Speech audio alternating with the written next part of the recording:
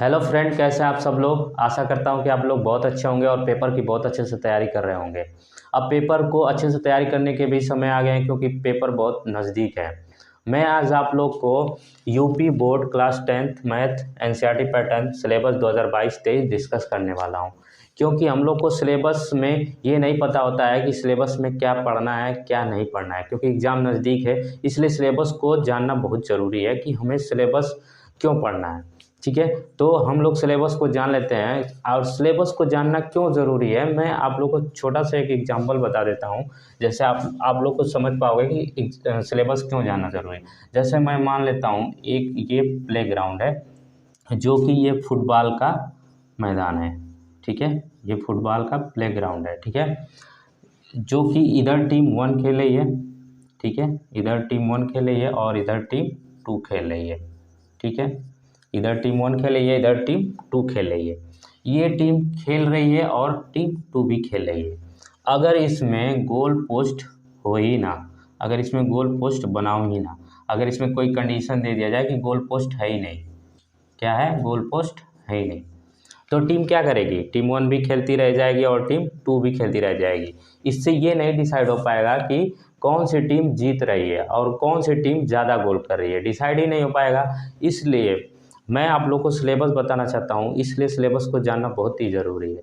क्योंकि सिलेबस में हम लोग को कहाँ से ज़्यादा मार्क्स मिलता है और कहाँ से कम मार्क्स मिलता है, उसको जानना बहुत ही ज़रूरी है।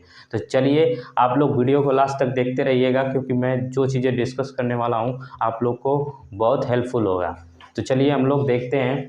हमारा पहला इकाई है संख्या पद्धति, जो कि आपको संख्या पद्धति 5 नंबर में पूछा जाता है। कितने नंबर में, 5 नंबर में पूछा जाता है। दूसरे नंबर पे हमारा बीजगणित, ये आपको 18 नंबर पूछा जाता है। ये बहुत इम्पोर्टेंट है क्योंकि यहाँ से ही हम लोग को सबसे ज़्यादा नंबर मिलेंगे। तीसरे नंबर पे है हमारा निर्देशांक ज्यामिति, ये हमें 5 नंबर में पूछा जाता है।